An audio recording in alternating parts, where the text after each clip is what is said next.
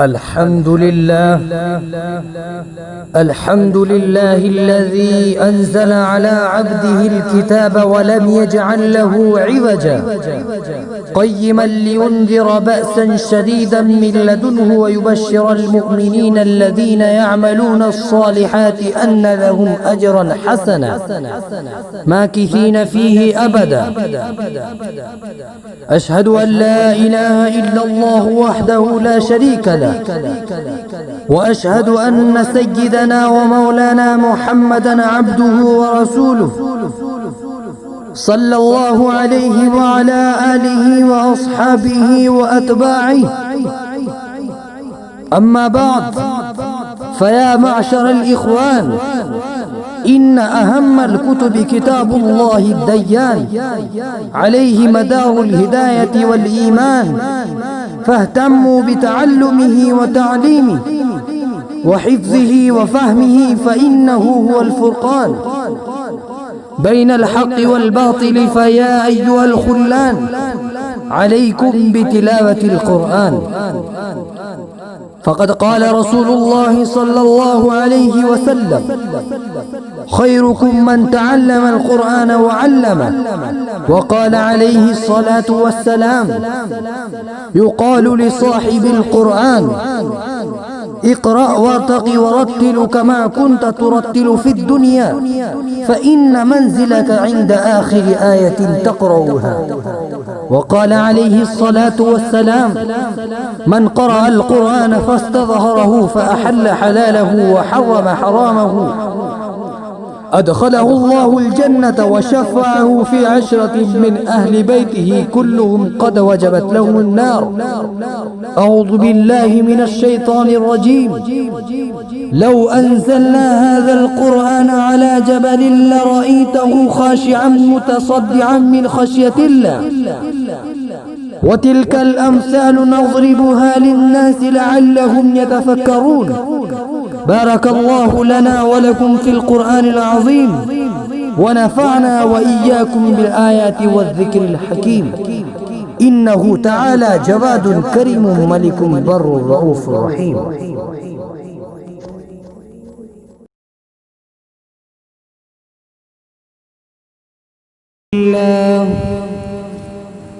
الحمد لله نحمده ونستعينه ونستغفره ونؤمن به ونتوكل عليه، ونعوذ بالله من شرور أنفسنا ومن سيئات أعمالنا. من يهد الله فلا مضل له، ومن يضلله فلا هادي له. ونشهد أن لا إله إلا الله وحده لا شريك له، ونشهد أن سيدنا ومولانا محمدا عبده ورسوله الذي أرسل بالحق بشيرا ونذيرا. إن الله وملائكته يصلون على النبي، يا أيها الذين آمنوا صلوا عليه وسلموا تسليما. اللهم صل وسلم وبارك على سيدنا محمد وعلى آله وأصحابه وأتباعه وأزواجه وذرياته.